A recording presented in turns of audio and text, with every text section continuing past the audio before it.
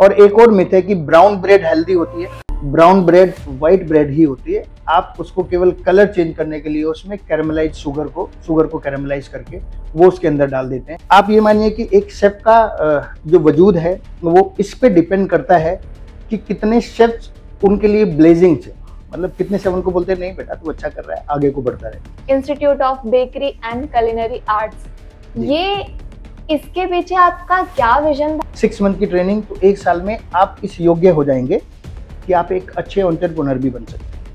India में कोई भी ओकेजन हो, चाहे वो बर्थडेज हो या फिर आजकल एनिवर्सरीज भी हो, हर किसी में एक चीज सबसे इम्पोर्टेंट होती है और वो है केक या पेस्ट्री। और क्या आपने सोचा है कि इंडिया में आज इसके लिए एक स्कूल है, एक इंस्टीट्यूट है या एक एकेडमी भी है? ये सोचने में थोड़ा सा मुश्किल है, लेकिन ये एग्जिस्ट करता है। और इस बारे में आज हम आपके लिए बहुत सारी ढेरों नॉलेज लेके आए हैं कि कैसे एक पेस्ट्री इंस्टीट्यूट है दिल्ली में। जी हाँ, और आज हमारे साथ हैं शेफ बलेंद्र सिंह जो इसके ऑनर हैं। तो शेफ, आपका बहुत बहुत स्वागत है और very warm welcome to you.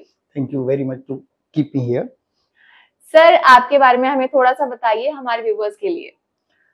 Okay, सो मेरा नाम बालेंद्र सिंह है और यूपी में एक गांव है मुजफ्फरनगर, ऐसे तो सिटी है वो, लेकिन सिटी मुजफ्फरनगर में भी एक अंदर गांव है। मैं वहाँ पैदा हुआ, मेरी पैदाइश गांव की है। किसान परिवार से मैं बिलोंग करता हूँ। मेरे फादर रिटायर्ड पर्सनैलिटी थे फ्रॉम मिलिट्री पुलिस। उसके बाद 10+2 के बाद जो नेचुरल है, जो उत्तर प्रदेश में ज़्यादातर सिखाया जाता है कि ग्रेजुएशन जरूरी है, तो मैंने ग्रेजुएट किया मेरठ यूनिवर्सिटी से। एंड देन व्हाट नेक्स्ट वाली बात थी, तो मुझे लगा कि मैं होटल मैनेजमेंट मुझे करना चाहिए, क्योंकि मेरी फैमिली में दूसरे प्रोफेशन के सारे लोग थे, डॉक्टर्स भी थे, इंजीनियर्स भी थे, कोई होटल इंडस्ट्री में नहीं थे। मैंने होटल मैनेजमेंट किया देहरादून से और उसके बाद अपना करियर शुरू किया from Umaid Bhawan palace Jodhpur. Was my first property working as a commis, जो कि पहली पोजीशन होती है, सिपाही एक तरह से होता है सेना का। उसके बाद वहाँ से प्रमोट होके और वहाँ से रिजाइन करके मैंने ज्वाइन किया the grand new Delhi as demi chef de partie, अगली पोजीशन होती है वो। उसके बाद यहाँ से मैंने try Kia Carnival cruise line USA और मैंने 3 साल वहाँ काम किया as a chef de partie. ये दौर चलते चलते 2000 से 2010 तक आ गया था। 2010 में अगर मैं बात करूँ, मैं वापस आया तो तब हमारे मतलब देश में होटल बहुत अच्छे से, नए नए होटल, अच्छी अच्छी कंपनी आ रही थी। सो लकली मुझे एक होटल में काम करने का मौका मिला जो था वेस्टर्न गुड़गांव, जो मेरी लाइफ का सबसे अच्छा पहला प्री ओपनिंग होटल था, जिसमें बहुत कुछ सीखने को मिला। शेफ मोहम्मद बिन इकबाल कुरैशी मेरे पेस्ट्री शेफ थे और बहुत ही मतलब मैंने बहुत कुछ सीखा उनसे। सबसे शानदार गुरुओं में से एक नाम आता है उनका भी मेरे गुरु में। वहाँ पे मैंने काम किया 3 साल, प्री ओपनिंग होटल था। वहीं से मुझे एक और महागुरु के साथ काम करने का मौका मिला। होटल भी बहुत शानदार था, JW मैरियट एरो सिटी, और शेफ नितिन उपाध्याय वहाँ मेरे टीचर थे, यानी मैं उनका जूनियर था, वो मेरे सीनियर थे। उसके बाद लगभग वहाँ मैंने 2-3 साल काम किया। फिर एक और नया प्री ओपनिंग होटल आया जिसका नाम था पुलमैन एंड नोवेटल, मैरियट के बिल्कुल सामने, एरो सिटी का एरिया था ये। फिर मैंने वहाँ काम किया लगभग 1-2 साल और वहाँ पे मेरी पोजीशन असिस्टेंट पेस्ट्री शेफ की थी। बट जो मेरे पेस्ट्री शेफ थे, शेफ राकेश ठाकुर फ्रॉम हिमाचल, वो बहुत समय वहाँ स्टे नहीं किए, वो वापस चले गए, वो कार्निवल के मेरे बॉस थे। फिर मैंने वहाँ पे काम किया as a chef, main chef pastry में। और उसके बाद मेरा लास्ट होटल था ताजमहल न्यू दिल्ली, और वहाँ पे मैंने एज ए पेस्ट्री शेफ काम किया, अच्छा काम किया, अच्छा होटल था। लेकिन एक पोजीशन ऐसी आती है कि सारे स्टूडेंट जो मुझे सुन रहे हैं उन सबका सपना होता है कि अगर वो सर्विस में जाना चाहते हैं तो एक दिन F&B मैनेजर बनेंगे, जनरल मैनेजर बनेंगे, फ्रंट ऑफिस में जाना चाहते हैं तो फ्रंट ऑफिस मैनेजर बनेंगे, जनरल मैनेजर बनेंगे। ऐसे ही सबका सपना होता है कि मैं कॉमी या अगर मैनेजमेंट ट्रेनी बना तो DCDP, CDP या जूनियर सो शेफ बनूंगा, एंड देन मूव फॉरवर्ड मेरी आखिरी पोजीशन होगी एग्जीक्यूटिव शेफ। तो पेस्ट्री के शेफ की आखिरी पोजीशन होगी एग्जीक्यूटिव पेस्ट्री शेफ। तो एग्जीक्यूटिव पेस्ट्री शेफ या पेस्ट्री शेफ बनने के बाद जब ये क्वेश्चन आता है व्हाट नेक्स्ट, तो एक तो ये था कि हम वही काम करते रहते जो कर रहे थे, दैट इज जॉब, और दूसरा ये था कि क्या हम इतने योग्य हैं कि कुछ अपने लिए काम कर सकें। सो हमने चूज किया कि चलो ठीक है, इस सब्जेक्ट पे एजुकेट करते हैं। तो पहले मैंने खुद एजुकेट किया अपने आप को, और Delhi institute of hotel management में मैंने लगभग 1 साल पढ़ाया। देखा कि मैं पढ़ाने में कैसा हूँ। भाई मुझे काम तो अच्छा आता है, जैसा कि मुझे पीएचडी से रखा गया था होटलों में, लेकिन क्या मैं पढ़ाने की योग्यता रखता हूँ? तो वो मुझे पसंद आया, अच्छा लगा और 2017 में हमने शुरू किया institute of bakery and pastry art. पहले ये आईबीपीए था। Okay, okay. क्योंकि मैं पेस्ट्री का शेफ था तो मैं यही योग्यता रखता था। फिर ये 2020 तक आईबीपीए के नाम से हमने चलाया। बहुत बड़ा इंस्टीट्यूट नहीं था उस टाइम पे, 2017 में। 2020 में कोरोना के टाइम पे, कोरोना के बाद शेफ श्री सक्सेना, शेफ विवेक सागर, इन्होंने पुश किया कि पेस्ट्री के अपने उसमें मत रखो दायरे में कि पेस्ट्री है, इसको कलनरी भी करो। तो दोनों शेफ्स ने मुझे गाइड किया और हमने कलनरी स्कूल भी शुरू किया। तो और फिर नाम भी चेंज किया, तो ये आईबीपीए से institute of bakery and culinary art हुआ, आईबीसीए हुआ। तो अब हमारे पास 2 एकेडमी हैं जहाँ पे स्पेसिफिकली एक जगह हम कलनरी सिखाते हैं और एक जगह स्पेसिफिकली पेस्ट्री सिखाते हैं। जो हमारा सेंटर है, अब उनके एफिलिएशंस जो हैं, सीटीएच जो लंदन बेस्ड यूनिवर्सिटी है, city and guild again London based है, और THSC tourism and hospitality skill council India और एनएसडीसी इंडिया। तो इतने एफिलिएशन अब हमारे पास हैं। अगर मैं बात करूं कोर्सेज के, तो starting from 6 month half day, 6 month full day, 12 months और 18 मंथ्स, इस तरीके के कोर्सेज हैं। वेरिन जब हम 12 मंथ्स की बात करते हैं तो student stay with us for 6 month अपने कोर्स को सीखने के लिए, एंड देन 6 मंथ के लिए हम ही उसको किसी भी होटल में एज एन इंटर्न डिप्लॉय करते हैं विद 100% प्लेसमेंट गारंटी। तो ये 12 महीने का कोर्स हो जाता है और इसमें जो सर्टिफिकेट और डिप्लोमा कोर्स मिलता है वो मिलता है टीएचएससी का और सिटी एंड गिल्ड लंदन का। So that is all about myself. Sir, हमने 2000 से लेकर के 2025 तक जी पूरे 25 साल का जो जर्नी है अभी यहाँ पे सुना जी। आपको कैसा लाइक नॉस्टैल्जिया फील हो रहा है या कैसा लग रहा है जो आपने चीजों को ब्रीफ करा अभी? मैं सच बताऊं तो जब मैं पीछे को मुड़ के देखता हूं तो मुझे यकीन नहीं होता कि ये मैंने शुरू कर दिया था क्या। सो अब मैं अपने आप पे क्वेश्चन कर लेता हूं कि क्या मैं ये कर सका। बट मैं इसलिए कह रहा हूं कि जब ये शुरू किया था तब मैं अकेला था। मेरे दिमाग में ये बात आई थी कि मुझे ये करना है, लेकिन ये जब बड़ा हुआ तो मुझे और बहुत सारे सपोर्ट मिलने शुरू हुए। सो मेरे सपोर्ट सिस्टम में जैसे शेफ विवेक सागर आए, शेफ सक्सेना आए, फिर थोड़ा सा और साल आगे को बढ़ा तो शेफ भरत अलग आए, शेफ तरुण आए, फिर और थोड़ी सी बैंडविड्थ बढ़ी, मेरा दायरा बढ़ा तो शेफ नंदलाल, शेफ सुरेंद्र आए, फिर और दायरा बढ़ा तो शेफ गौतम चौधरी, शेफ आशीष भसीन आए, फिर और दायरा बढ़ा तो शेफ संजय अग्रवाल आए। आप ये मानिए कि एक शेफ का जो वजूद है वो इस पे डिपेंड करता है कि कितने शेफ्स उनके लिए ब्लेजिंग थे, मतलब कितने शेफ उनको बोलते हैं नहीं बेटा तू अच्छा कर रहा है, आगे को बढ़ता रहे। तो जब वो हम हो जाएगा तो बहुत अच्छी तरक्की करेगा। कोई भी एस्टेब्लिशमेंट जब हम होगा तो ज्यादा प्योर होगा, क्योंकि जब हम होगा तो दूसरे लोगों को भी दुख होगा कि ये अच्छा नहीं हुआ। जब वो मैं में रहेगा तो फिर वो अकेला ही रहेगा, फिर वो बिजनेस तो कर पाएगा लेकिन वो ऐसे बढ़ नहीं पाएगा जैसे कि मैं आईबीसी को बढ़ते हुए देख रहा हूँ। तो आज आईबीसी में जब मैं हम की बात करता हूँ तो एक बड़ी फैमिली है आईबीसी की, और ऑलमोस्ट सारी शेफ्स फ्रेटर्निटी, जिसमें आईसेफ के शेफ्स भी आते हैं, जिसमें वो भी आते हैं जो मेरे बहुत फैमिली मेंबर जैसे हैं, ये सब दिल से मुझे सपोर्ट करते हैं। और मैं एडमिशन में ऑलमोस्ट 100% फिल रहता हूँ हर एक बैच में, जितनी भी हमारी आवश्यकता होती है। इतनी सारी चीजें हमने सीखी और आपने ये जो हमें अभी सिखाया है, इट्स द बेस्ट थिंग कि जब मैं से हम हो जाता है तो सक्सेस रेट बढ़ जाता है जी।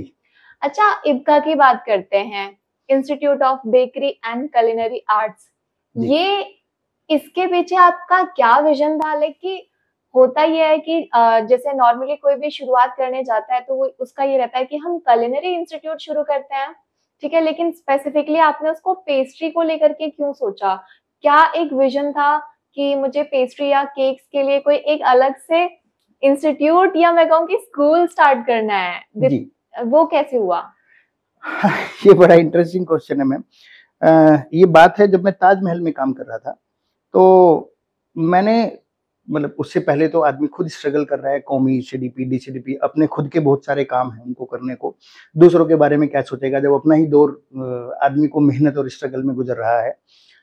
तो वहां पे आके जब मैं बच्चों को, जो मेरे पास इंटर्न आते थे, आईटी आते थे, तो कभी कभी बोला कि चलो बेटा एक टार्ट बना दो, छोटा सा एक टार्ट, एक छोटा सा टास्क है। 3 साल होटल मैनेजमेंट करने के बाद भी बहुत शानदार टार्ट बनाने नहीं आते बच्चे को, टार्ट या टार्ट क्या टार्ट्स होता है? जैसे फ्रूट टार्ट आपने देखा होगा, ओके, ओके। एप्पल पाई आपने सुना हुँ, होगा, हुँ, हुँ। या आपने बनोफी पाई सुना होगा, ये हुँ। एक बेस है उससे बनता है। तो 3 साल चले गए ऑलमोस्ट, और अब तो ये डिग्री हो गई तो कभी-कभी 4 साल चले गए, और उसको बनना शेफ़ है। लेकिन वो एक ब्रेड स्टिक नहीं बना सकते, एक टार्ट नहीं बना सकते, एक अच्छा-सा सूप नहीं बना सकते, एक अच्छा सॉस नहीं बना सकते, और 4 साल जीवन के चले गए। तो मेरे मन में आया कि कोई ऐसा कोर्स क्या मैं कर सकता हूँ जिसमें कि उसको बहुत ज़्यादा ना सिखाया जाए, क्योंकि ये कहना कि 6 महीने में पेस्ट्री शेफ़ बन जाएगा, ये मिथ्या है और पूरी तरह से झूठ है। 6 महीने में उसकी योग्यता कौमी बनने की होगी, वो पहले कौमी ही बनेगा, कौमी बन के अंदर जाके एक्सपीरियंसेस उठाएगा, अपने गुरुओं से सीखेगा, अपने समय से सीखेगा, बुक से सीखेगा या सीखेगी, जो भी वो पर्सनैलिटी होगा शेफ़ की, एंड देन वो ग्रेजुअली ग्रो करके धीरे-धीरे करके एक समय लगेगा 5, 6, 7 साल, तब कहीं जाके वो पेस्ट्री शेफ़ बनेगा। तो पेस्ट्री शेफ़ तो प्रोड्यूस नहीं कर सकता, कोई सेंटर प्रोड्यूस नहीं कर सकता, ये कि हम पेस्ट्री शेफ़ बना देंगे, आप घर में तो बैठ के अपनी पोज़ीशन कुछ भी लिख दो, लेकिन अगर आप कहीं जाएँगे तो आपको कौमी की पोज़ीशन मिलेगी, या अगर आप मैनेजमेंट ट्रेनी बने तो फिर एक और ट्रेनिंग करोगे होटल के अंदर जाके, उसके बाद आप कोई होटल जूनियर सूस शेफ़ बनाएगा, कोई होटल सीडीपी बनाएगा, अलग-अलग सिस्टम है सारे होटल्स के अपने।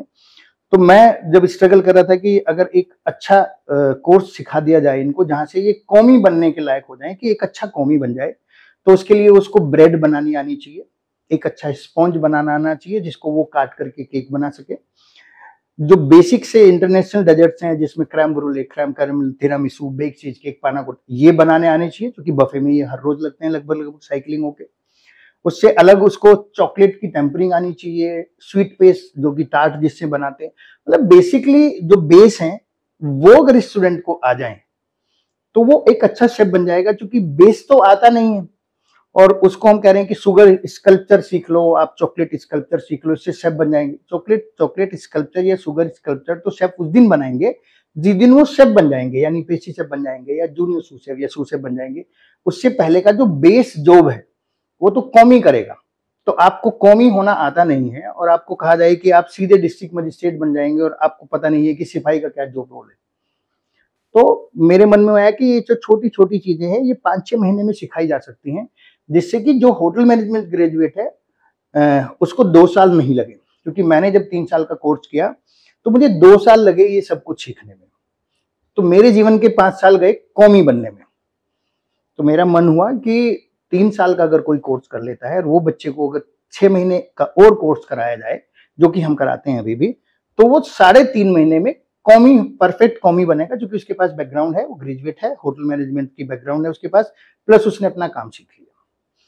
तो शुरुआत तो वहाँ से हुई थी, और फिर धीरे-धीरे करके एफिलिएशंस मिलने शुरू हुए, एप्रिसिएशन मिलना शुरू हुआ, ब्लेसिंग्स मिलनी शुरू हुई। फिर ये कोर्स ही अब आज की तारीख में अपने आप में इतना परफेक्ट कोर्स है कि कोई अगर अपना काम भी शुरू करना चाहे, तो 6 महीने का कोर्स प्लस 6 महीने की ट्रेनिंग, जो कि मैं कहता हूँ मस्ट है, ज़रूर करनी चाहिए। 1 साल के बाद अगर स्टूडेंट अपना काम भी करना चाहे, तो वो अपना काम भी शुरू कर सकता है। शुरुआत कहाँ से करे वो? लाइक कि कौन एक ऐसा लाइक जो स्टूडेंट है, 12th पास हैं या जी। स्टूडेंट, क्या वो अप्लाई कर सकते हैं, या कोई स्पेसिफिक क्वालिटी चाहिए कि हाँ, आपको एचएम में तब एंट्री मिल सकती है जब आपके पास ये क्वालिटीज़ हों? हाँ, नहीं देखिए, एचएम तो ऑल टुगेदर एक डिफरेंट ग्रेजुएशन का कोर्स है अब, हुँ। जिसमें ये सारी चीज़ें भी सिखाई जाती हैं। बहुत इंटेंशनली बहुत डीप नहीं सिखाई जाती, बट बेसिक बेसिक सारा सिखाया जाता है। होटल मैनेजमेंट भी अपने आप में ग्रेजुएशन का कोर्स है। मैं अगेंस्ट में नहीं हूँ कि होटल मैनेजमेंट में नहीं करना चाहिए। आपको ग्रेजुएट करना हो जो है वो अपने आपको, और आपको होटल में शेफ बनना है, तो आप होटल मैनेजमेंट करें, ये बहुत अच्छा आइडिया, उसके बाद आप कोर्स कर सकते हैं।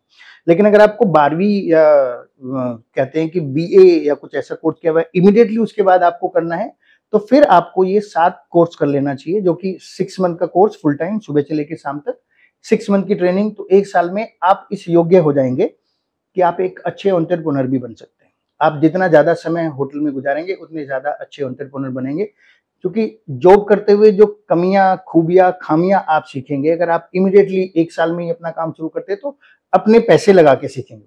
जब आप जॉब करेंगे तो किसी और का पैसा लग रहा होगा, आप एक्सपीरियंस ले रहे होंगे। अब आपका क्वेश्चन जो सेकंड पार्ट है क्वेश्चन का, वो ये कि किन लोगों को ये सोचना चाहिए कि वो शेफ बन सकते हैं। एक तो हमारी इंडस्ट्री में अगर किसी को लगता है कि मुझे कोर्स करते ही 1 लाख रुपए की नौकरी मिलेगी, तो शेफ वाली इंडस्ट्री उनके लिए नहीं है। आपका शुरू में जो पे स्केल होगा वो इतना लुक्रेटिव नहीं होगा at compare to other industry, किसी से भी कंपेयर कर लीजिएगा। उसके मुकाबले चूंकि स्किल बेस है तो, और आपको स्किल बेसिक भी नहीं है, आप सीखेंगे तो सीखते टाइम आप बहुत कुछ खराब भी करेंगे, तो वो जो खराब की कीमत है वो भी होटल या बेकरी को पे करनी पड़ेगी। तो जब वो पे करेंगे आपको सिखाने पे भी, तो शुरू में स्टार्टिंग एज में आपका पे स्केल थोड़ा सा कम रहता है। बाद में वो कितने टाइम्स होता है आप सोच नहीं सकते। मैं अगर अपनी उमेद भवन पैलेस की बात करूं तो लगभग मेरी वहां पे 3200 के लगभग 3200 की जॉब थी। 2003-8 में को मेरी ज्वाइनिंग थी, और जब मैं रिटायर मतलब जब मैंने अपनी आखिरी नौकरी की तो वो लाख प्लस थी केवल 12 साल में। और ये तो मैं एक छोटा सा उदाहरण दे रहा हूँ। You started at 3200 ना, 3200 कब की बात है ये? 2003। उस टाइम पे दिल्ली में शायद 6000 और 7000 थे, क्योंकि वो सी ग्रेड सिटी था तो इसलिए वहां पे और भी कम थे, जो कि जो रूम का रेंट था वो भी 800 रुपए तो था। आपने ये कहाँ से शुरू किया था? मुझे उमेद भवन पैलेस जोधपुर। ओके जोधपुर से। तो किन को करना चाहिए? एक वो जिनको इमीडिएटली पैसा नहीं चाहिए, पेशेंस चाहिए, पेशेंस चाहिए। दूसरे नंबर पे वो क्रिएटिव हो, मतलब उनको खाना बनाना पसंद हो, उन्होंने ऐसे मजबूरी में ये ऑप्ट ना किया हो इस करियर को कि मैं कुछ और नहीं कर सकता तो मैं खाना बना लेता। अगर कोई कुछ और नहीं कर सकता तो शेफ तो बिल्कुल नहीं बन सकता, क्योंकि शेफ बनना तो बहुत क्रिएटिव काम है, बहुत ज्यादा। आपको हर समय अवेयर रहना है, हर समय। मैं बात करूं कि अगर कोई शेफ है आज की तारीख में, जो भी शेफ हैं, जो कि टॉप नॉच शेफ हैं, जो काम कर रहे हैं, क्या चेंजेस आ रहे हैं एनवायरनमेंट में, क्या चेंज आ रहे हैं, मार्केट ट्रेंड्स क्या है, क्या चीजें हैं जो इजीली अवेलेबल है, कार्बन फुटप्रिंट क्या है, इकोसिस्टम क्या है, उसके साथ साथ एनवायरनमेंट को कैसे सेफ रख, ये सारी जानकारी एक शेफ को होती है। तो शेफ होना अब बहुत टेक्निकल है। एक टाइम पे ये होता होगा कि शेफ होना इतना टेक्निकल नहीं है। अब अगर टेक्निकल नहीं है शेफ तो ग्रोथ नहीं है। तो अब शेफ को अपने खाने की हिस्ट्री, केमिस्ट्री, ज्योग्राफी सब कुछ पता होगा तो बहुत अच्छी ग्रोथ करेंगे। अगर उसमें इंटरेस्ट नहीं है, मतलब शेफ को अगर पढ़ने का इंटरेस्ट नहीं है तो वो अच्छे शेफ नहीं हो पाएंगे, पढ़ते रहना पड़ेगा डॉक्टर्स की तरह। सो एक रैपिड फायर कर लेते हैं जी। छोटा सा रैपिड फायर है, पैच छोटा सा रैपिड फायर है लेकिन बहुत इंटरेस्टिंग है जी। सो हम स्टार्ट कर रहे हैं यहाँ से कि मैं आपको कुछ ऑप्शंस बताने वाली हूँ यहाँ पर, और उसमें से आपको सिर्फ एक चूज करना है, और ये डेजर्ट्स के नाम है। ओके। आपको डेजर्ट्स पसंद होंगे? बिल्कुल। ओके, सो ऑप्शन नंबर 1 ये है कि गुलाब जामुन और रसगुल्ला, इन दोनों में से आपका फेवरेट कौन सा है? रसगुल्ला।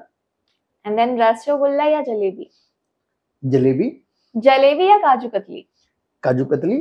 काजू कतली या तिरामिसू? तिरामिसू। तिरामिसू या पाइनएप्पल केक? तिरामिसू। तिरामिसू या फिर chocolate truffle pastry? Tiramisu. So tiramisu wins the game. Of course, yes.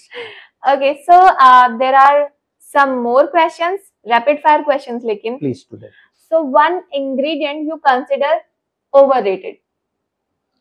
मैं पेस्ट्री में बात करूं तो हम चॉकलेट को बहुत ओवररेटेड करते हैं। हमें लगता है कि without chocolate to make good dessert can't possible, but that is not the true. Without chocolate भी आप बेरी यूज कर सकते हैं, आप नट्स यूज कर सकते हैं। It's possible to make a great desert.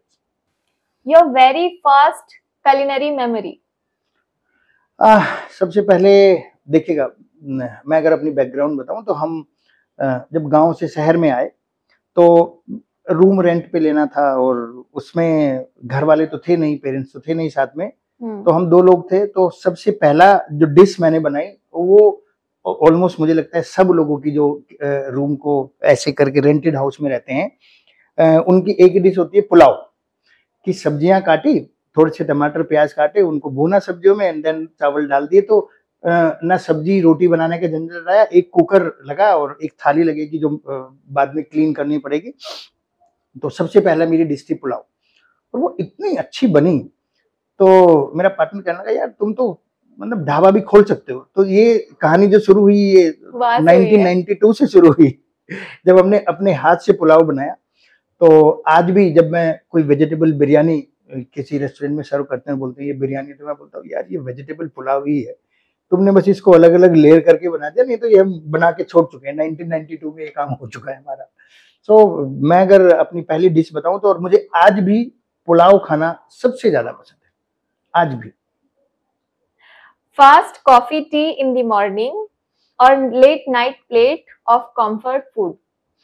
First coffee tea in morning. Pani puri spicy और sweet water? Pani puri spicy. One dish you made and thought, wow, this is magic. एक second, patch. One dish you made and thought, wow, this is magic. Okay, I love to see every time the magic is in creme caramel. Okay, अगर आपको किसी एक historical figure के लिए खाना बनाने का मौका मिलता है तो वो कौन होंगे? देखिए, मैंने जहाँ तक पढ़ा है, मुझे लगता है एक नेता हैं जिनको लोग, जिनका नाम लेते हुए भी हिस्टोरिक पर्सनैलिटी हैं, जिन्होंने अपने अपने व्यवहार से एक सेना खड़ी कर दी थी, जो कि आसान नहीं है। सरकार को भी सेना मैनेज करने में बड़ा टफ आता है। सबसे ज़्यादा हमारी जो आज की तारीख में पेंशन जाती है या हो जाती है गवर्नमेंट की, एक मोटा अमाउंट जाता है, वो है सुभाष चंद्र बोस।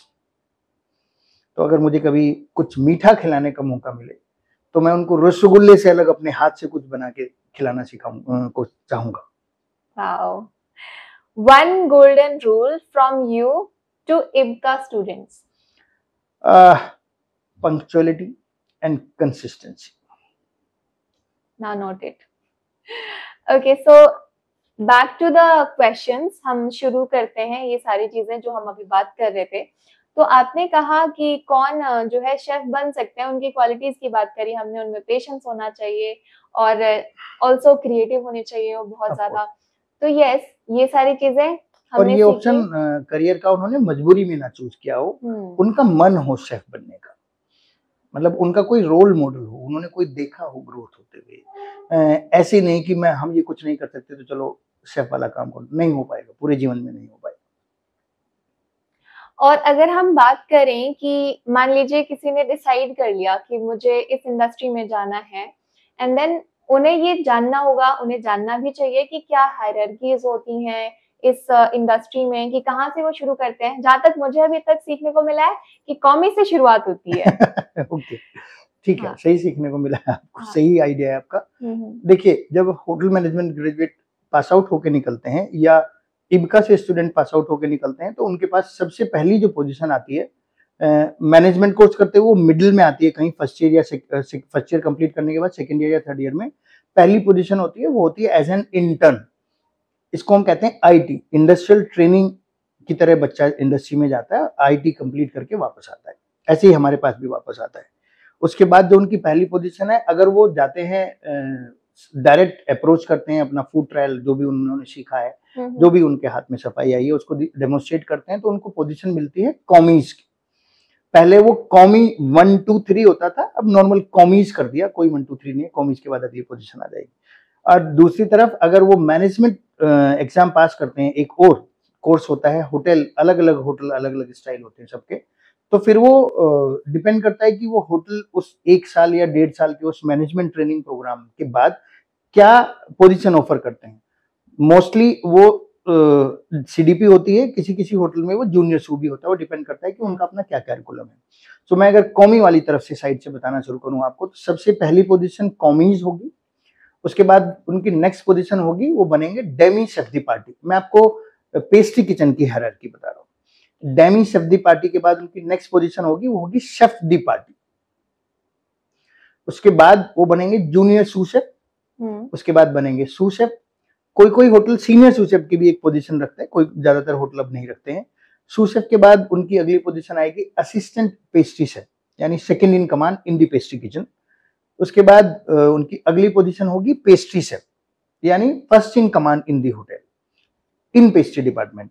लेकिन कहीं कहीं किसी किसी होटल में जहाँ पे रूम काउंट ज्यादा है, वहां पे एक और पोजीशन है, that is executive pastry chef. तो जहाँ एग्जीक्यूटिव पेस्ट्री शेफ है, उसके नीचे फिर पेस्ट्री शेफ है, उनके नीचे सू शेफ हैं, फिर जूनियर सू शेफ, फिर सीडीपी, डीसीडीपी एंड कॉमीज। ऐसे करके ब्रिगेड है एक स्टाफ की, ये हायरार्की रहती है। तो सबसे पहली पोजीशन आप समझिएगा कॉमिश, और सबसे टॉप की पोजीशन एग्जीक्यूटिव पेस्ट्री शेफ। कुछ कुछ hotel, not all, executive pastry chef के ऊपर भी एक पोजीशन है जिसको हम कहते हैं कॉर्पोरेट एग्जीक्यूटिव पेस्ट्री शेफ। तो वो सारे होटल के पेस्ट्री शेफ या एग्जीक्यूटिव पेस्ट्री शेफ उनको रिपोर्ट करते हैं, और वो सब जगह जा करके उनकी जॉब जो है वो ट्रैवलिंग वाली जॉब रहती है। तो लास्ट पोजीशन है वो है corporate executive pastry chef. So like कोई भी जो मतलब इस चीज को लाइक अफोर्ड कर सकता है क्या? कोई भी अफोर्ड कर सकता है? Is it expensive? महंगी नहीं है ये एजुकेशन। आप ये मानिए कि मैं अगर इब्का के कोर्स की बात करूं, तो हमारा जो बेस्ट कोर्स है, जो मोस्ट सेलेबल है, जिसको हम सबसे ज्यादा प्रमोट करते हैं और चाहते हैं कि इस कोर्स में ज्यादा लोग एनरोल करें, और हमने बहुत इकोनॉमी रखा हुआ है। क्योंकि देखिएगा, दो तरह के स्कूल है इंडिया में भी। एक वो जो ये कहते हैं कि हम आपको वो चीजें सिखाएंगे जो फ्रांस में चलती हैं, बट बीइंग ए शेफ, मैं तो पेस्ट्री शेफ रहा हूं, तो मुझे पता है कि एक पेस्ट्री शेफ एक कौमी से क्या एक्सपेक्ट करता है। एक पेस्ट्री शेफ एक कौमी से एक्सपेक्ट नहीं करता है कि ये स्कल्पचर बनाए, वो एक्सपेक्ट करता है कि ये अच्छे से ब्रेड रोल बना दे, इसको स्पॉन्ज बनाना आता हो, इनको स्वीट पेस्ट बनाना आता हो, सूप पेस्ट बनाना आता हो। ये वो टर्म है जो किचन में यूज होती है, पेस्ट्री किचन में। सो अगर मैं बात करूं कि क्या बन सकता है एक आदमी क्या सीख करके, वो तो एंडलेस है। कुछ भी बन सकता है, किसी भी पोजीशन पे जा सकता है, कोई भी सैलरी ले सकता है। लेकिन अगर मैं बात करूं कि उसको उसकी अफोर्डेबिलिटी, तो यही कोर्स अगर कोई एलसीबी लंदन से करके आए या ऑस्ट्रेलिया से करके आए, सो ये लगभग 35-40 लाख रुपए का कोर्स है। सूप पेस्ट वही सिखाया जाएगा, इससे डिफरेंट कुछ नहीं सिखाया जा सकता। वाई? बिकॉज उसका जो रेसिपी है, जो उसका बेस है, वो ये है कि आपको पानी या मिल्क दोनों के साथ, या पानी के साथ या सेपरेट मिल्क के साथ बटर को बॉईल करना है, देन फ्लावर ऐड करना है, देन ठंडा होने के बाद उसमें एग ऐड करना है, और ठंडा होने के बाद उसको पाइप करना है और बेक करना है। तो जो मेथडोलॉजी है प्रोडक्ट की, वो सेम है। जो स्वीट पेस्ट है, जिसके मैं पाई या टार्ट बनाने की बात कर रहा हूं, तो वो सेम है। सेम मतलब उसकी 1 2 3 की रेसिपी है। आप फ्लावर को रिप्लेस कर देंगे तो उसकी जगह आलमंड फ्लावर आ जाएगा। लेकिन केवल फ्लावर की जगह आलमंड फ्लावर डालने से अगर उसकी कॉस्ट 35-40 या 60 लाख रुपए हो जाती है, तो वो, मैं कहता हूं कि वो जो ROI है, जो रिटर्न ऑफ इन्वेस्टमेंट है, वो कब होगा। तो अगर हम बात करें इकोनॉमिकल कोर्स की, तो हम इब्का में इसको बिल्कुल इकोनॉमिकल प्राइस रेंज रखते हैं इसकी, और कोशिश करते हैं कि स्टूडेंट को वो काम सिखाएं जो कि उसको एम्प्लॉयमेंट देने में हेल्प करे, ना कि शोशाबाजी में कि मुझे फ्रांस का सारा सामान आता है लेकिन मुझे एक अच्छा सा पाइनएप्पल केक बनाना नहीं आता। उसके लिए आपको स्पंज लेना है, लेयर करना है, शानदार फिनिश करना है, कि नहीं हमारे कोर्स में हमें ना पेस्ट्री और केक नहीं सिखाए गए, हमारे कोर्स में हमें ऑन्ट्रे में सिखाए गए। अब ऑन्ट्रे में सिखाना वो ऐसा है जैसे कि आपने फ्रांस का काम सिखाया, बट वो इंडिया में कितना वैलिडेट करता है, एक पेस्ट्री काउंटर पे कितने ऑन्ट्रे में रखे हुए होते हैं। और जब आप खाने की बात करते हैं, तो ये क्वेश्चन वैसे डिबेटेबल है, बट स्टिल मैं ये कहता हूं कि जब हम खाने की बात करते हैं, तो आप पाइनएप्पल केक या pineapple pastry, black forest, chocolate truffle, nougatine, butter scotch जिसको कहते हैं, रेड वेलवेट, आपको यही केक याद आते हैं, ये मड केक। अगर आप कहें कि आपको कोई ऐसा केक खिला दिया जाए जिसमें जेली है, ऊपर नीचे बिस्किट है, बीच में स्पॉन्ज है, फिर एक मूज, फिर एक सूफले, ऐसे करके कमाई, तो आप बोलेंगे भाई कोई सिंपल सा कुछ खिला दो यार, मजा आ जाए। सिंपल हो लेकिन बेस्ट हो। तो इंग्रेडिएंट बहुत अच्छी क्वालिटी के हों, महंगे हों ऑफ कोर्स, लेकिन उसमें बहुत सारी चीजें नहीं हो। तो आप सिंपल खाना पसंद करेंगे, क्योंकि खाना टेस्टी और सिंपल होना चाहिए, दिखने में सुंदर हो, बस। उसका नाम टिम्बकटू रखो, होनोलुलु रखो, कोई फर्क नहीं पड़ता है। तो मैं अगर बात करता हूं, तो हमें ये देखना चाहिए, मतलब स्टूडेंट को भी ये देखना चाहिए कि उनको सिखाने वाला कौन है, जो इनको सिखा रहे हैं। सपोज की जगह कोई क्लेम करते हैं कि हम पेस्ट्री शेफ प्रोड्यूस करेंगे, क्या वो खुद कभी पेस्ट्री शेफ बने हैं किसी होटल में जो पेस्ट्री शेफ प्रोड्यूस करेंगे? तो जिस पोजीशन पे मैं ही नहीं पहुंचा कभी, सपोज कीजिएगा मैं कहने लगूं कि मैं जनरल मैनेजर प्रोड्यूस करूंगा, मैं एक ऐसा मैनेजमेंट कोर्स कराऊंगा, मैं खुद ही कभी जनरल मैनेजर नहीं बना, तो मुझे पता ही नहीं कि जनरल मैनेजर बनने की, बीइंग अ GM, जो ड्यूटी, रिस्पॉन्सिबिलिटी, जो जो जो टोटल एटीट्यूड चाहिए, वो क्या होता है। तो जो मुझे नहीं पता वो मैं कैसे सिखा सकता हूँ। तो मुझे पता है कि पेस्ट्री शेफ को एक कौमी में क्या चाहिए, तो ये कोर्स मैं बहुत अच्छे से सिखा सकता हूँ, और मैं सिखा रहा हूँ पिछले इतने सालों से। अच्छा, इंडिया में ना लाइक नाश्ता जो एक कॉमन नाश्ता है जी वो आज भी पार्ले जी चाय है या फिर चाय और ब्रेड है। जी। सो लाइक ये बड़ा डिबेटेबल भी है, ठीक है, क्योंकि आजकल हम लोग बहुत ज्यादा हेल्दी लाइफस्टाइल की बात कर रहे हैं। तो लेकिन ठीक है, अभी हमारे लिए हमारा फेवरेट यही है, चाय और ब्रेड। तो इस कंसर्न के नाते जब कोई इंसान ब्रेड को चूज करे, एक कॉमन पर्सन हमारे जैसा, तो वो ब्रेड चूज करते हुए किन बातों का ख्याल रखे, कौन सा बेस्ट ब्रेड है? लाइक अभी हम जो बात करते हैं कि होल व्हीट ब्रेड होना चाहिए या फिर नॉर्मल व्हीट ब्रेड होना चाहिए, तो कैसे डिसाइड किया जाए इस चीज को? देखिएगा, जब आप होल व्हीट ब्रेड खा रहे हैं, ये बहुत अच्छा क्वेश्चन है। इसको मैं बहुत बार सुनता हूँ, बहुत बार जवाब देता हूँ। तो अगर मैं मिल्क ब्रेड और होल व्हीट ब्रेड दोनों को कंपेयर करूं तो आपको होल व्हीट प्रीफर करना चाहिए। बट जब आप 100% होल व्हीट लिख रहे हैं तो जो मिल्क ब्रेड में थोड़ा सा नुकसान है वो है उसका ग्लूटेन कंटेंट, जो कि थोड़ा सा हायर पे होता है। जब हम ब्रेड बनाते हैं तो लगभग 11% यानी 100 ग्राम पे 11 ग्राम ग्लूटेन होता है, और हम उसको स्ट्रॉन्ग फ्लावर बनाने के लिए उसमें अपनी तरफ से 2% और डालते हैं, यानी 4 ग्राम और डाल देते हैं, तो लगभग 15 ग्राम हो जाता है। अगर 100 ग्राम का एक आप स्लाइस लेते हैं तो उसमें आप 15 ग्राम ग्लूटेन, जो कि व्हीट प्रोटीन होती है, वो भी खाते हैं। अब आपको क्लेम कर दिया किसी ने, आप जरूर रैपर को पढ़ें प्लीज, कि ये 100% होल व्हीट है। तो 100% होल व्हीट है मतलब उसमें 5 to 7% होना चाहिए, यानी 100 ग्राम पे 5 से 7 ग्राम के बीच में आपका होना चाहिए ग्लूटेन। लेकिन अगर उन्होंने 100% होल व्हीट बनाने के बाद ग्लूटेन एक्स्ट्रा ऐड कर दिया, सो डेंजरसनेस में वो बिल्कुल उसके जितनी है जितनी आप नॉर्मल ब्रेड खा रहे थे। तो अगर आपकी होल व्हीट है तो आप ध्यान दें कि उसमें ग्लूटेन एडिड नहीं होना चाहिए। होल व्हीट है मतलब प्योर होल व्हीट है वो। उसके लिए अगर जब आप हेल्थ की बात करते हैं तो आपको वो थोड़ी सी डेंसर मिलेगी, उसमें इतना फ्लपीनेस नहीं आएगा। इलास्टिसिटी जिसकी वजह से, जो ग्लूटेन की वजह से आती है ब्रेड में, वो होल व्हीट में नहीं आएगी। लेकिन अगर आपको होल व्हीट ब्रेड में भी इलास्टिसिटी पूरी मिल रही है और ग्लूटेन मिल रही है तो फिर तो दोनों बराबर हैं खाने में, आप कोई सी भी खा सकते हैं। और एक और मिथ है कि ब्राउन ब्रेड हेल्दी होती है। ब्राउन ब्रेड व्हाइट ब्रेड ही होती है। आप उसको केवल कलर चेंज करने के लिए उसमें कैरेमलाइज शुगर को कैरेमलाइज करके वो उसके अंदर डाल देते हैं। हाँ? बाकी परसेंटेज वही होता है उसमें। नहीं, मतलब हम लोगों को तो ये लग रहा था कि ब्राउन ब्रेड जो है it is more healthy than white bread. नहीं है, बिल्कुल भी नहीं है। मतलब आप अगर रेपर उठा के दोनों ब्रेड्स को पढ़ेंगे तो आप उसमें पाएंगे कि शुगर की क्वांटिटी या कैरेमलाइज शुगर थोड़ी सी ज्यादा होगी ताकि वो कलर ब्राउन हो जाए। बाकी जो अंदर बना हुआ है ब्रेड का जो स्ट्रक्चर है वो सेम होगा, कलर को छोड़ करके। फ्लपीनेस है, इलास्टिसिटी है, वो सेम होगी। फ्लावर की क्वांटिटी सेम होगी। ग्लूटेन इंप्रूवर, प्रिजर्वेटिव्स जो भी उन्होंने डाले होंगे, जो भी बना रहे हैं, वो सेम होगी। केवल एक उसमें कलर एडिड किया हुआ है और वही ब्रेड जो है वो ब्राउन ब्रेड होगी। तो ये भी तो कह सकते हैं ना हम कि ब्राउन ब्रेड जो है वो व्हाइट ब्रेड के मुकाबले में और ज्यादा खराब है, क्योंकि उसमें अब शुगर भी ऐड हो गया। देखिए, ये तो साइंस की बात है, इसको तो बिल्कुल प्रमाणित होकर मैं नहीं कह सकता। लेकिन हाँ, वो जितनी, अगर आपको खराब, जितनी व्हाइट ब्रेड है वो व्हाइट ब्रेड के जैसी ही है, क्योंकि वो केवल जस्ट कलर में ब्राउन है। बाकी जो उसके अंदर के इंग्रेडिएंट आप स्टडी करेंगे, जो रेपर पे लिखे रहते हैं, आप बाहर से पढ़ेंगे, तो वो ऑलमोस्ट दोनों में सेम है। तो दोनों खराब है तो सेम खराब है, और बढ़िया है तो सेम बढ़िया है। अच्छा, बेस्ट पेस्ट्री कैसे चूज करें?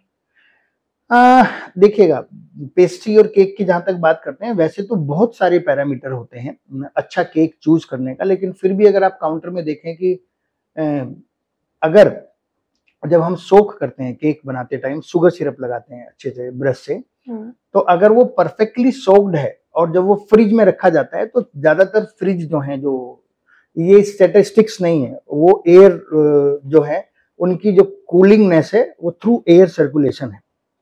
अब उसमें क्या होता है कि जैसे ही अंदर का जो मॉइस्चर है वो रिटेन होना शुरू कर देते हैं, वो थोड़ा सा उसको सक करना शुरू करते हैं। सो जो स्पॉन्ज है वो श्रिंक होना शुरू होता है। तो जो बाहर की क्रीम है वो धीरे धीरे करके क्रैक आना शुरू करेगी। तो अगर आपकी क्रीम बाहर से क्रैक आ रही है तो ये एक पहला कारण हो सकता है कि हो सकता है ये केक पुराना हो, पहली बात। दूसरी, आप ये बाहर से देख के जज नहीं कर सकते कि अंदर का स्पॉन्ज कितना पुराना है। क्योंकि जो मैं बात कर रहा हूँ हो सकता है सेकंड डे आके शेफ ने पुरानी क्रीम निकाली और नई क्रीम चढ़ा दी हो। तो उसके लिए ज्यादातर अच्छे शेफ क्या करते हैं कि जब आप पेस्ट्री काटते हैं तो साइड ऑलमोस्ट उसकी ड्राई हो जाती है। तो अच्छे अगर आप किसी भी अच्छी बेकरी की शॉप में जाएंगे, थियोज में जाएंगे, थियोब्रोमा में जाएंगे, लियोपेरा में जाएंगे, पोल में जाएंगे, जो अच्छे ब्रांड हैं वो क्या करेंगे कि एक छोटी सी पतली सी पॉलिथीन से कवर कर देंगे। पेस्ट्री को जब काटेंगे तो उसको किसी भी पॉलिथीन से कवर कर देंगे ताकि वो जो एयर कूल है वो उसके ऊपर न जाए, जो फैन की कूलिंग है वो हमारी साइड को ड्राई नहीं करे।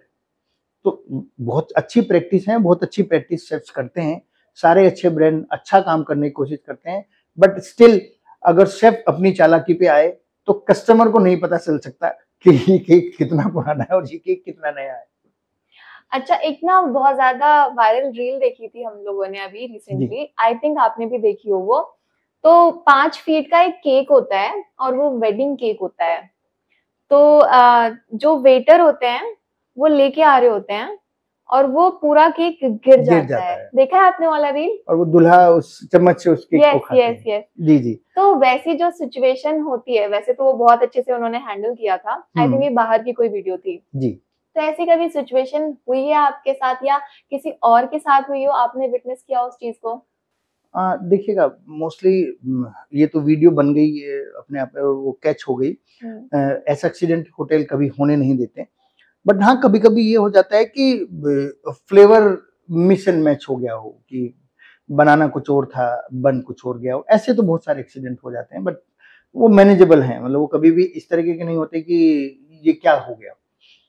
किसी को पाइनएप्पल कम पसंद है, किसी ने ज्यादा डाल दिया, ये हो जाता है।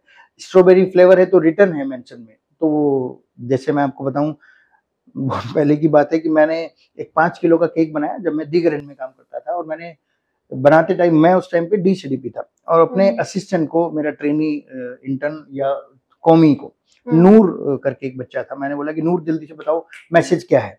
तो मैंने अपना पाइपिंग बैग तैयार किया। उन्होंने बोला सर ये है हैप्पी बर्थडे। तो मैंने लिखा हैप्पी बर्थडे। मैंने कहा नाम बताओ कि हैप्पी बर्थडे एसएफ। मैंने कहा एसएफ की स्पेलिंग बताओ। तो उसने बोला सर हैप्पी बर्थडे ASAP। अब वो एक्चुअल में एसएफ नाम नहीं था, वो था ASAP, as soon as possible. Okay. तो अगर मैं उसको लिखता तो मेरे लिए उसको रिमूव करना बहुत टफ हो जाता। तो मैं वो एक जोक था जो सारे लोग, जितने हम सारे शेफ्स खड़े हुए तो सब हंसे, कहा ये हैप्पी बर्थडे आसफ नहीं है, ये ASAP है, जल्दी बना के भेजो।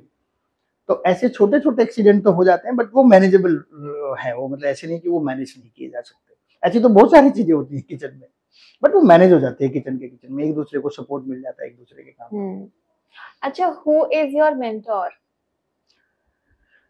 देखिएगा, मैं मेंटोरशिप की जहाँ पे बात आती है, वहाँ किसी एक व्यक्तित्व का नाम लेना तो बहुत टफ है मेरे लिए। क्योंकि जब मैं शुरू किया था अपने करियर में तो मेरे मेंटोर शेफ थे नंद किशोर, नंदू जी।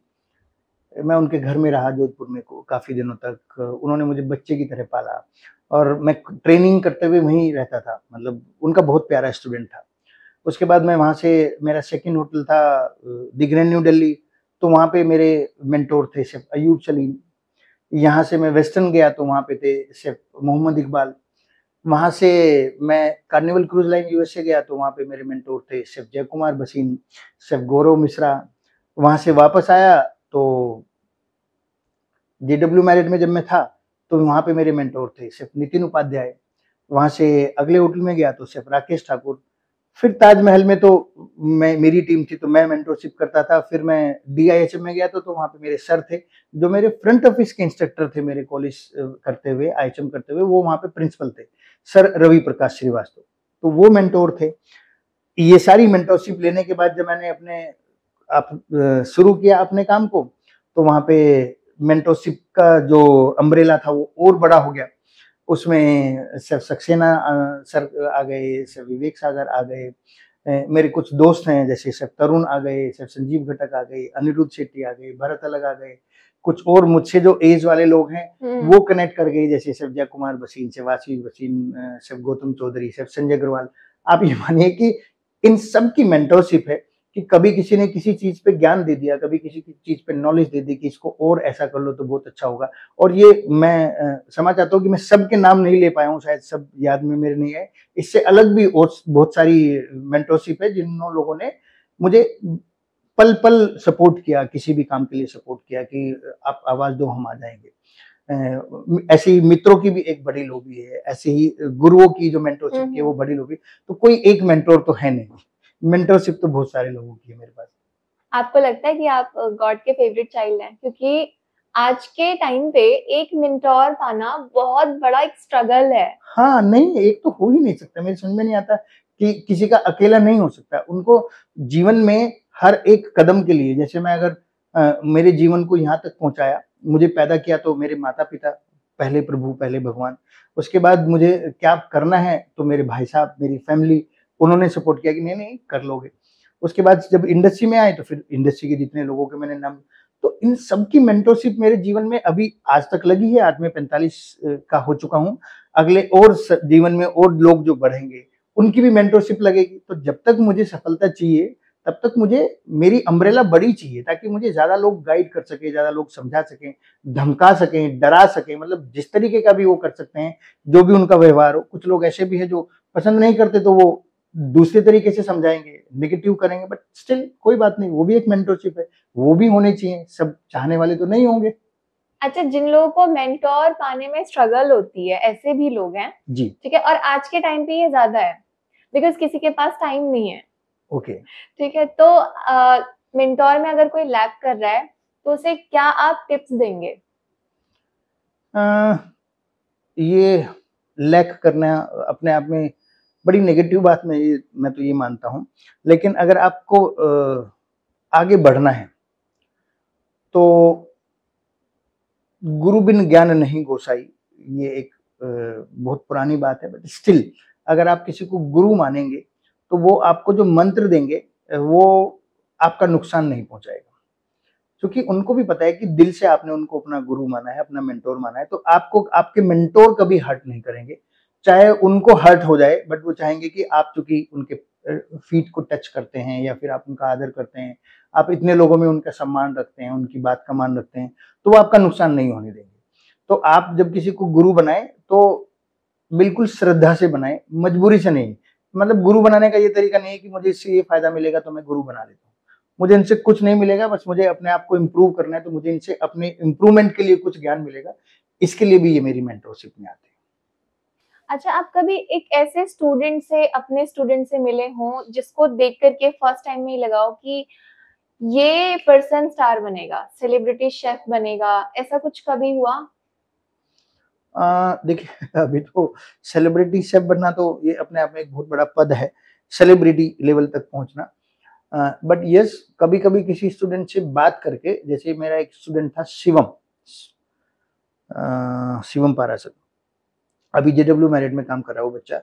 लेकिन उसने एक दिन आके जब मेरे से बात कर रहा था एडमिशन के टाइम पे, उसने बोला कि शेफ मैं ना एक दिन, मैंने वो होटल में किसी किसी स्कूल का नाम लिया उसने, कि मैं उस वहाँ गया था काम करने के लिए और उन्होंने तंदूरी रोटी बनाई उस दिन मेन्यू में, और उसके साथ आलू की सब्जी थी। तो मेरी समझ में आ गया कि अगर तंदूरी रोटी के साथ आलू की सब्जी सिखा रहे हैं तो मुझे ये क्या सिखाएंगे। तो मैंने सोच लिया कि नहीं नहीं, मुझे तो जगह बदलनी पड़ेगी। तो इतना बोल्ड डिसीजन ले लेना और इतनी जल्दी क्विक समझ जाना कि हाँ मैं सही जगह पे नहीं हूँ, मुझे जगह बदलनी चाहिए। और उसके बाद वो बच्चा अपनी ट्रेनिंग करने के लिए भी मॉरिशस गया, मॉरिशस से वापस आया तो मैरिट ने उसको हायर किया, अभी मैरिट में ही वर्किंग है। तो लगता है, मतलब जब आप बात करते हैं तो आपको स्टूडेंट को देख के पता चलता है कि हाँ ये अच्छा करेगा। सेलिब्रिटी सब बनना तो will take minimum 20-25 years of hard work, वो तो इतनी आसानी से नहीं बना जा सकता। अच्छा, अगर हम बात करें कि इस इंडस्ट्री में जाने के लिए कौन से लाइक टॉप प्लेसेस हैं जहाँ पे हमें, अगर कोई कोई पर्सन जो शेफ बनने की तैयारी में है या जी, फिर उस प्रोसेस में वो आ चुका है, तो कब उसे फील होना चाहिए कि हाँ वो बहुत बेस्ट प्लेस पे है?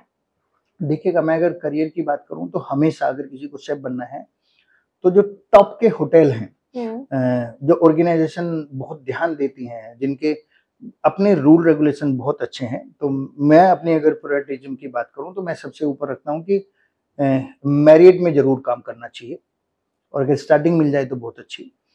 सेम इसी लेवल पे हयात में जरूर काम करना चाहिए, सेम इसी लेवल पे ओबरॉय में जरूर काम करना चाहिए, सेम इसी लेवल पे लीला में जरूर काम करना चाहिए। इन होटल्स में जरूर काम करना चाहिए आप जो भी शेफ बनना चाह रहे हैं, क्योंकि ये शेफ्स के लिए बहुत कल्चर्ड होटल है। इन पे बहुत R&D होती है शेफ्स के लिए, बहुत अच्छी ट्रेनिंग होती है, बहुत अच्छा समय मिलता है, बहुत अच्छे लोग आज की तारीख में इन होटल्स में जो काम कर रहे हैं शेफ हैं वो बहुत मेहनती शेफ हैं। मतलब इन होटल में काम करने की सबसे पहली जो योग्यता है वो ये है कि शेफ को बहुत मॉडर्न, ट्रेंडी और मेहनती होना पड़ेगा, तो वो यहाँ पे स्टे कर सकते हैं। उसके बाद जो दूसरे होटल्स भी हैं जैसे ITC हुआ, ताज हुआ, रेडिसन हुआ, ये होटल भी अच्छे होटल हैं। इनमें भी सीखने की बहुत अच्छा है और ग्रोथ बहुत अच्छी है। लेकिन अगर आप शेफ बन रहे हैं तो आप कोशिश करें, शेफ बनना चाहते हैं तो अपना कोर्स करते हुए अपने आप को इतना शार्पन करें कि आप किसी भी बड़े होटल में मैनेजमेंट ट्रेनिंग की तरह जा सकें, तो आपके करियर को बहुत अच्छी ग्रोथ मिलेगी। क्योंकि वो जो कौमी DCDP और CDP वाली पोजीशन है जो आपको 3 या 4 साल में मिलेगी, अगर आप 1 साल का होटल का ट्रेनिंग प्रोग्राम कर लेते हैं, या हो सकता है किसी होटल का 1.5 साल का हो, तो 1.5 साल में ही आप जूनियर सू या CDP बन जाएंगे। अदरवाइज वैसे उसको बनने में 5 साल लगेंगे। तो आपको स्टूडेंट लेवल पे एटलीस्ट 3rd ईयर में बहुत मेहनत करनी चाहिए अगर आप HM कर रहे हैं। और अगर आप IBCA में आके कोर्स कर रहे हैं तो आपको 6 मंथ के बाद जो ट्रेनिंग जहाँ पे मिल रही है, आपको उस ट्रेनिंग में बहुत अच्छी मेहनत करनी चाहिए, तो आप 1 साल में ही वहां पहुंच जाएंगे। अपकमिंग 10 इयर्स में how do you see like कि culinary एजुकेशन में क्या चेंजेस आएंगे, क्या नए ट्रेंड्स बनेंगे?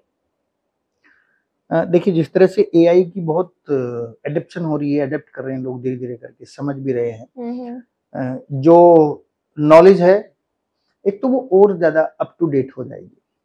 जो चेंजेस हैं, वो आपको इमीडिएटली अपने मोबाइल में भी दिखने लगेंगे कि आप अब लोग गूगल से भी पूछते हैं, ऐसा नहीं कि बंद हो गया। उसके साथ-साथ चैट GPT से भी पूछते हैं कि बेस्ट स्कूल बताएँ, तो वो भी एडवाइस कर रहे हैं। तो धीरे-धीरे करके और भी ऐसे ही AI टूल्स आएँगे जिनको यूज करना आना चाहिए, बिल्कुल गलत नहीं है। लेकिन बीइंग ए शेफ मैं ये भी कहूंगा एक तरफ कि हमें ह्यूमन चेंज नहीं करनी चाहिए कि आपने ह्यूमन को रिप्लेस कर दिया और उसकी जगह रोबोटिक लिए।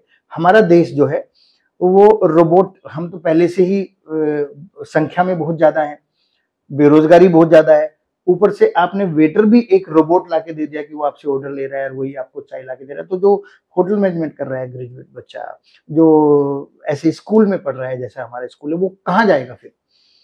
तो हमें AI बेसिक लेवल पे तो बिल्कुल अडेप्ट करनी चाहिए, अच्छी टेक्नोलॉजी है।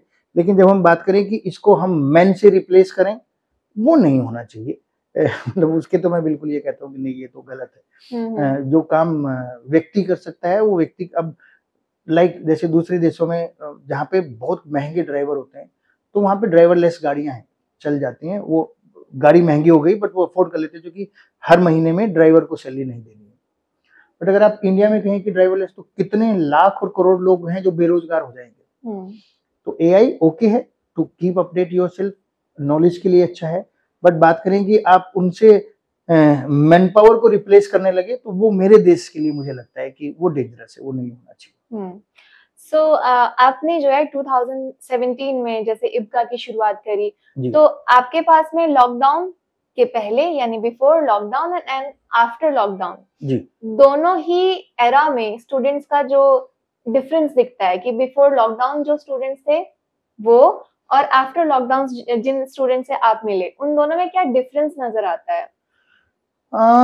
देखिएगा, अब जो बच्चे जो कोर्स करने आते हैं, अब वो जहाँ तक मैं मानता हूँ कि जो ये जनरेशन है, जेन जेड आ रही है अभी तो हमारे पास पढ़ने के लिए, हम जेन वाई हैं, वो बहुत क्लियर है। मतलब उनको डाउट नहीं है कि हम ये क्यों कर रहे हैं, इस डाउट में कोई कोर्स नहीं कर रहा है। उनको पता है हम ये क्यों कर रहे हैं और इसके बाद हमारा व्हाट नेक्स्ट क्या है। तो अभी की जनरेशन में ये कहूंगा कि बहुत क्लियर है, बहुत एडवांस है। हम जिन चीजों के लिए, जैसे मैं भी इस उम्र में आके कुछ चीजों के लिए अपने बेटे से पूछता हूँ कि जरा इसको डाउनलोड करके दिखाइए कैसे होगा, वो पहले से डाउनलोडेड है, वो पहले से AI है, चैट GPT है, जो भी नई चीजें चेंज हो रही है उनको पता है। तो नई जनरेशन जो है वो अपने अपनी चीजों को लेके बहुत क्लियर है, मतलब ये करना है तो ये करना है, ये नहीं करना है तो नहीं करना है, मतलब दे वर नेवर इन कैच 22 की व्हाट टू डू और व्हाट नॉट टू डू वाली सिचुएशन उनके साथ नहीं है। अच्छा, इब्का के 10 इयर्स कैसे जाने वाले हैं, अपकमिंग 10 इयर्स? अपकमिंग 10 ईयर तो हम ये देख रहे हैं कि हमारे पास कुछ नए प्रोजेक्ट हैं जहाँ पे जाके हम इब्का ओपन करेंगे।